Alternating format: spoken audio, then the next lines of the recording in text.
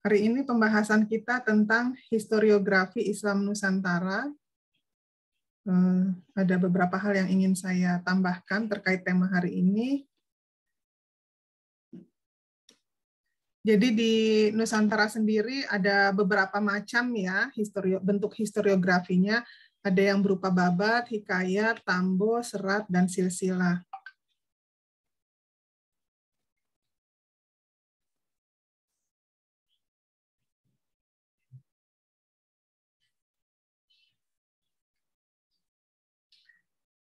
Nah, kalau kita lihat secara tematik, apa saja yang tercantum dalam historiografi di Nusantara? Historiografi itu kan kita sudah sama-sama tahu, itu adalah salah satu bentuk penulisan sejarah ya. Nah, di Indonesia sendiri biasanya membahas tentang misalnya teori Islamisasi di Indonesia. Ada yang mengatakan teori Persia, teori Cina, teori Gujarat, ada yang teori Arab gitu ya. Nah, itu biasanya penulisan historiografinya berkisar tentang Islamisasi di Indonesia. Kemudian berbicara tentang siapa pembawa Islam ke Indonesia, kapan terjadinya, misalnya pada setiap teori itu kan ada tokoh-tokohnya, kemudian ada pada abad keberapa Islam masuk ke Indonesia, itu berbeda-beda gitu ya, tergantung di mana gitu. Kalau di Aceh itu berbeda dengan masuknya Islam di Jawa gitu. Nah, perbedaan ini biasanya tercantum dalam historiografi di Indonesia.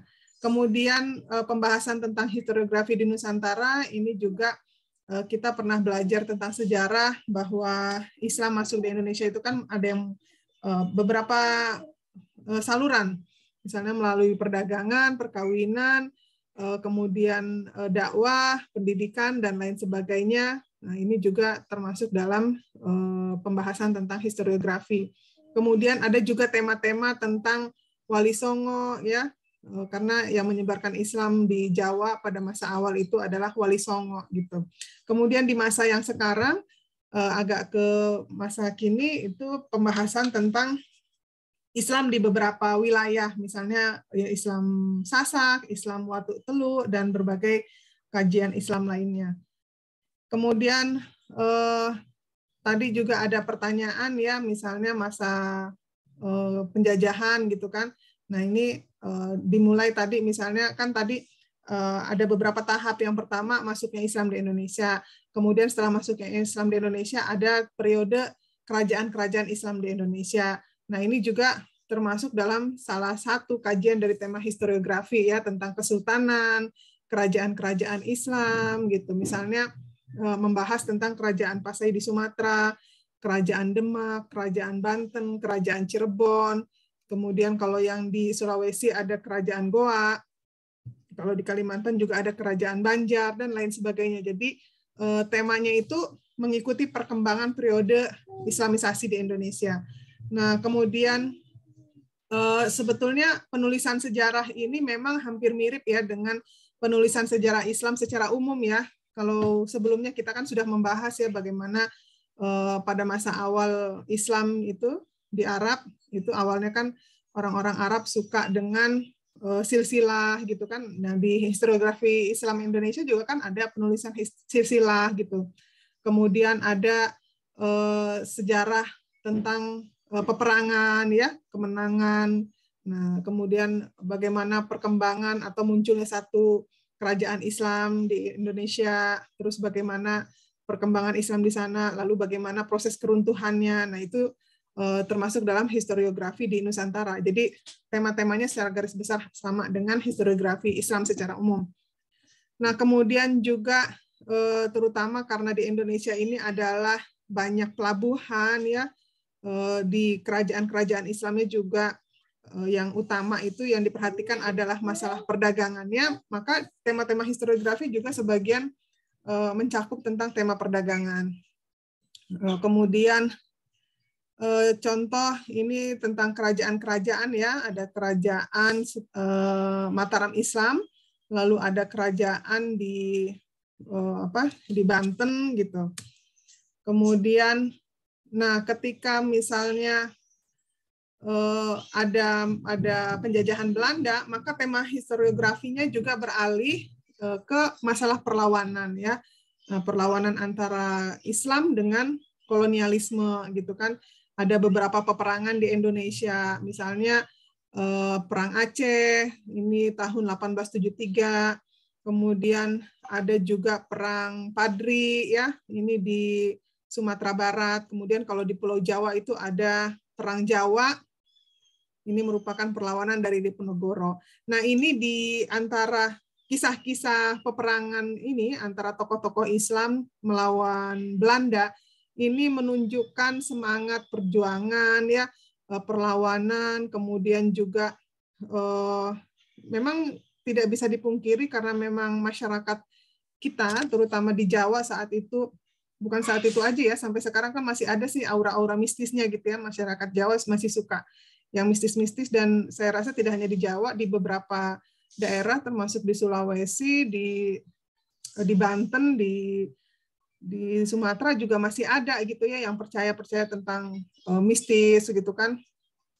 Misalnya kalau yang sekarang-sekarang ini yang kalau peringatan satu suro itu, padahal kalau di Islam itu kan itu hanya tahun baru Islam gitu. Tetapi untuk kepercayaan masyarakat Jawa misalnya satu suro itu macam-macam lah ininya.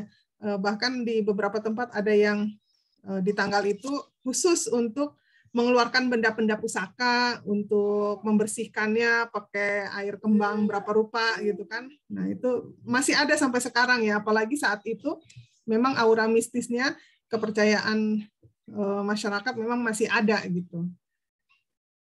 Kemudian, nah ini kalau bentuknya tadi itu kan temanya ya, isi ceritanya gitu tentang kerajaan, tentang perlawanan terhadap kolonialisme Belanda. Nah kalau bentuknya itu di beberapa wilayah di Indonesia ini ada yang berbeda, ada yang sama gitu ya. Misalnya ada tentang babat, ada tentang hikayat ya, ada kisah. Hikayat itu kalau di bahasa Arab kan kisah ya. Kemudian ada tambo, ada silsilah, terus ada apa lagi dan lain sebagainya ya, banyak juga. Nah, hikayat dalam tradisional Islam di Nusantara ini dipengaruhi oleh Arab dan Persia ya. Kisah-kisahnya juga ada yang berasal dari Arab dan Persia, misalnya kisah Abu Nawas gitu kan, yang sangat terkenal gitu ya, tokoh yang cerdik gitu. Nah itu macam-macam ya, kadang ada yang memang benar hikayat-hikayat itu, ada juga yang fungsinya adalah sebagai hiburan semata, atau ada yang memang untuk dongeng gitu ya. Kalau di masa kini mungkin orang mencari hiburan itu kan bisa dari nonton teater, nonton wayang, nonton, kalau yang modern kan film-film gitu. Nah, masyarakat zaman dulu kan untuk hiburannya itu tidak ada gitu. Jadi kadang-kadang kisah-kisah kepahlawanan itu memang benar ada. Misalnya peperangan yang dilakukan oleh ulama, dilakukan oleh pangeran-pangeran gitu. Itu benar, tetapi kadang-kadang dibumbui, entah itu bumbu-bumbu yang mistis atau misalnya untuk apa ya, lebih dramatis lagi, kira-kira seperti itu ya. Kemudian hikayat ini merupakan tradisi tulisan, tetapi juga diturun-temurunkan itu melalui lisan gitu, diceritakan melalui tradisi lisan. Saya pernah ya kira-kira seminggu yang lalu nonton film dokumenter ya tentang hikayat di Aceh. Jadi di Aceh itu sekarang sudah tidak ada lagi yang berhikayat gitu ya, tokoh yang berhikayat, orang yang menyampaikan hikayat gitu. Nah kemarin itu saya nonton seminggu yang lalu itu ada generasi terakhir, cuma tinggal satu orang gitu ya yang masih melestarikan budaya hikayat. Jadi seperti bercerita, tapi berceritanya itu agak di apa istilahnya itu, berlanggam gitu loh, ada nadanya ya, kayak orang main teater lah kira-kira gitu, kayak orang main teater, dia diayun-ayun gitu suaranya gitu kan. Kalau sekarang itu mungkin kayak pendongeng gitu, dia mendongengkan itu dengan ekspresif gitu, dengan ada nadanya gitu. Nah itu dicontohkan yang di Aceh itu generasi terakhir, karena memang orang-orang muda sekarang kan, golongan muda sekarang tidak ada yang mau berprofesi sebagai penghikayat gitu. karena sekarang eranya sudah berbeda. Nah, tradisi lisan di Nusantara ini cukup terpelihara ya. Banyak cerita dari mulut ke mulut gitu kan. Kadang-kadang kalau cerita dari mulut ke mulut itu ya ada yang bertambah, ada yang berkurang gitu. Kemudian penulis hikayat ini biasanya memiliki pengetahuan agama, kemampuan bahasa Arab atau Persia yang baik karena mereka menyadur hikayat dari tulisan dalam bahasa Arab dan Persia. Kemudian babat. Nah, babat ini artinya merambah atau menebang pohon di hutan, memangkas semak belukar. Kalau ini mah babat versi apa istilahnya kata bahasa Indonesianya gitu. Nah, tetapi kalau babat yang dimaksudkan di sini adalah kronik yang panjang, terperinci, ditulis dalam sajak yang sangat panjang ya. Nah, ini biasanya dalam bahasa Jawa kuno. Nah, cerita babat itu biasanya tentang kerajaan. Kerajaan ini dimulai dari sebelum Islam juga ada ya, misalnya kerajaan Majapahit gitu. Kerajaan-kerajaan Hindu ya, ada kerajaan Sriwijaya, ada kerajaan Singosari gitu. Nah, ini babat-babat itu biasanya menceritakan tentang kepahlawanan pada masa tersebut, kemudian kejadian-kejadian spesialnya gitu kan. Nah, babat ini merupakan karya sastra tetapi punya kedudukan yang penting dalam penulisan sejarah karena dia berisi tentang kisah-kisah gitu ya, peristiwa. Nah, meskipun kadang-kadang ada juga unsur yang tidak terkandung dalam fakta sejarah. Jadi tetap harus di-compare gitu ya, dibandingkan antara sumber sejarah berupa babat dengan sumber sejarah lain. Misalnya sumber sejarah lain apakah prasasti atau misalnya ditemukan manuskrip. Manuskrip itu berupa catatan tangan ya, tulis tangan karena waktu itu belum ada apa tuh?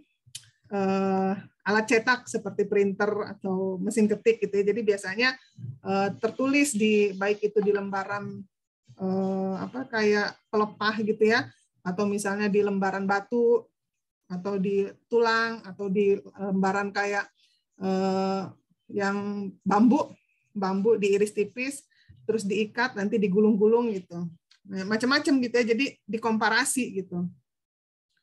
Kemudian ya ini tadi ya. Jadi biasanya babat itu karena dia karya di masa kerajaan, biasanya terpusat di istana.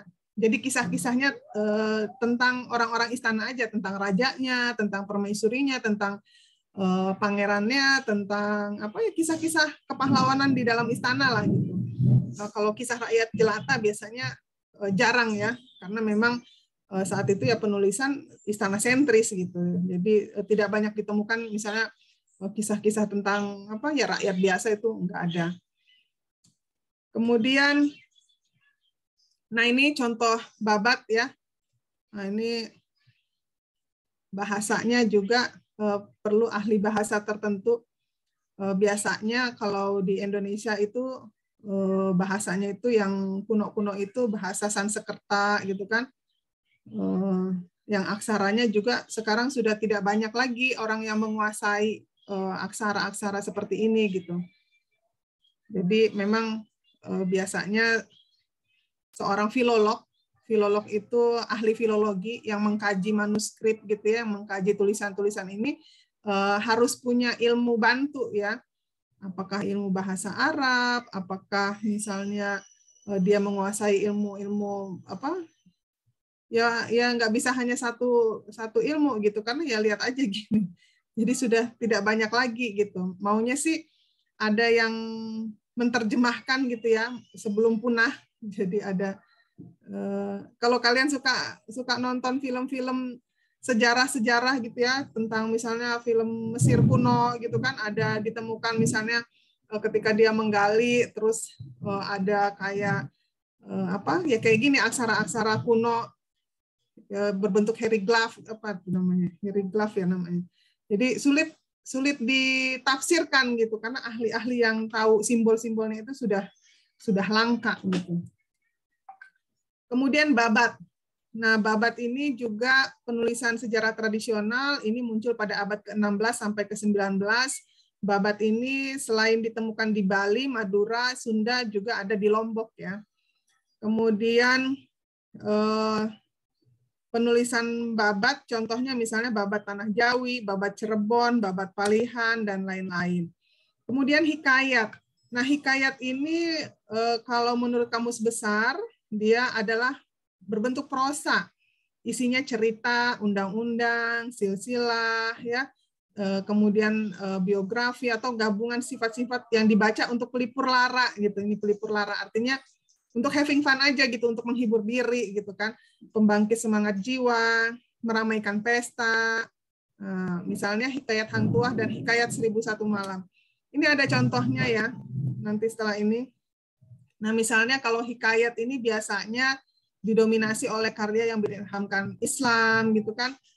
Kemudian di dalam hikayat ini biasanya ada temanya, ada tokohnya, ada alur cerita, sudut pandang, amanat, gaya penulisan. Nah, tadi contoh-contoh hikayat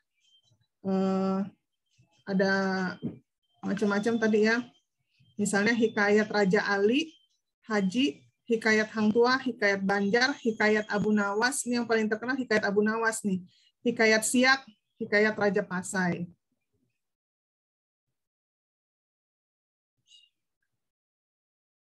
Nah, ini ciri-ciri hikayat.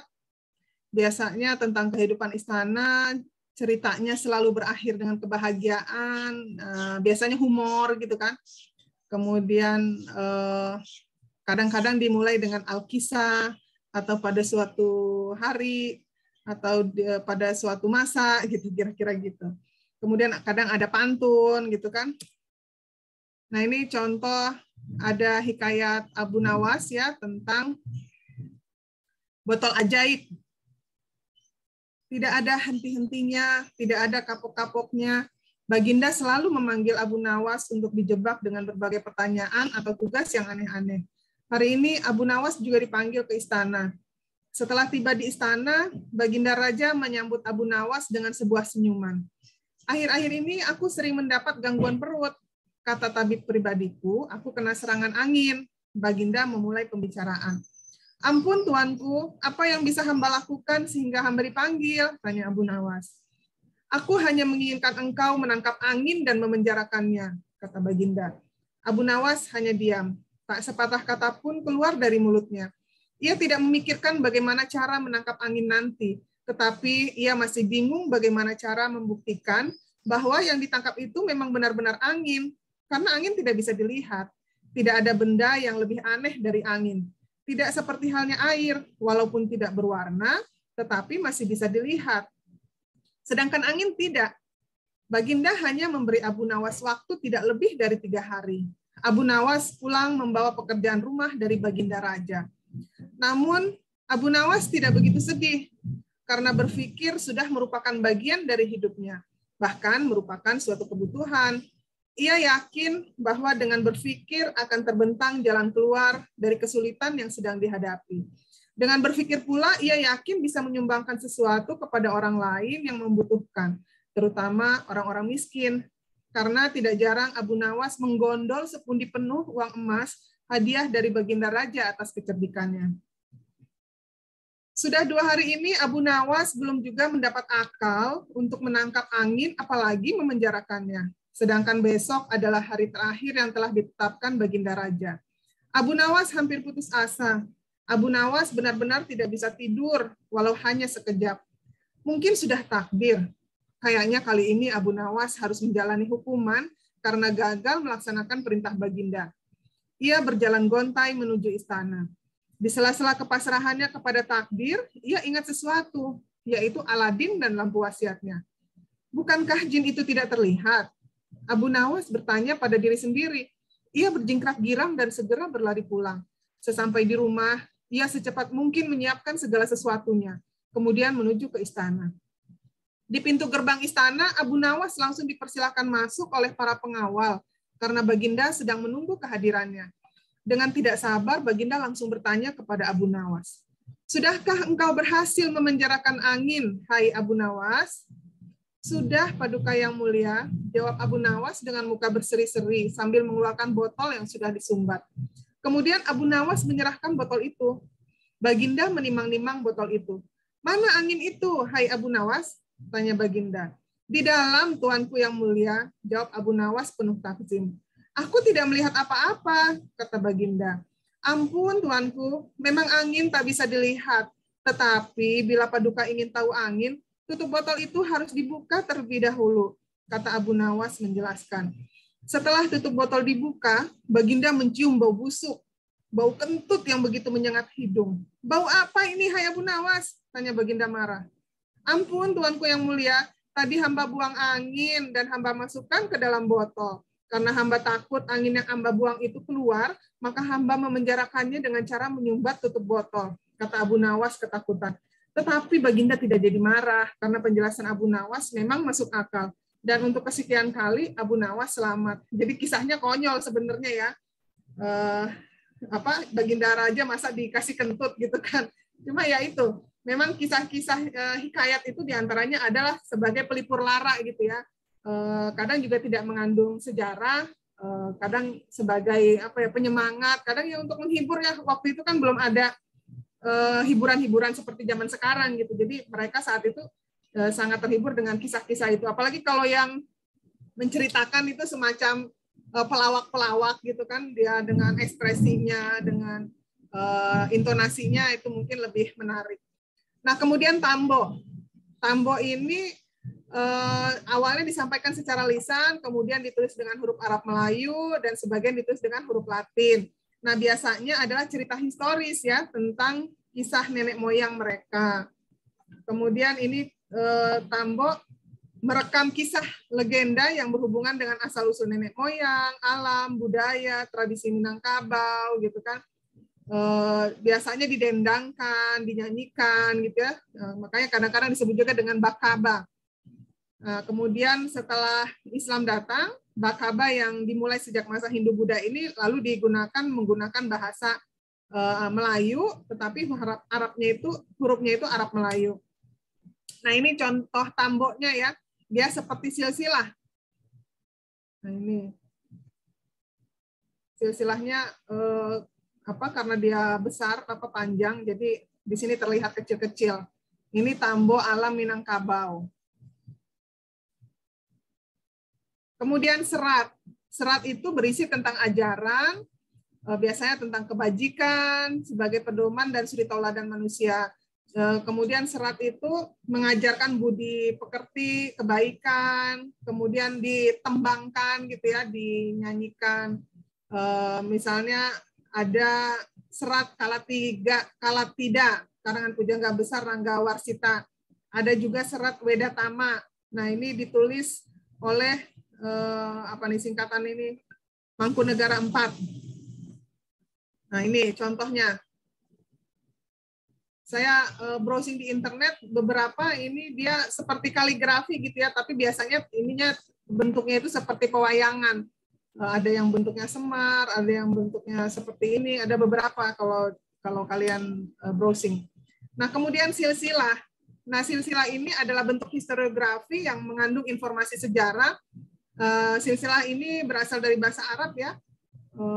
Biasanya juga silsilah di Nusantara ini mempertahankan identitas kelompok dan solidaritas keturunannya, tetapi sering terlihat sebagai pemujaan terhadap tokoh. Karena ini tadi biasanya silsilah yang ditulis adalah silsilah istana sentris ya. Nah, ini misalnya Sunan Ampel, ini keturunannya Putri Sunan Ampel menikah dengan Raden Patah. Raden Patah ini Raja Demak I. Kemudian anak keturunannya ada Raden Surya, ada Raden Trenggana, ada Raden Kinkin. Ini menjadi Raja Demak yang kedua, ini menjadi Raja Demak ketiga. Nah, dari keturunan Raden Trenggana ini ada beberapa anak. Ada Sunan Prawoto, Ratu Kalinyamat, ini di Jepara ya.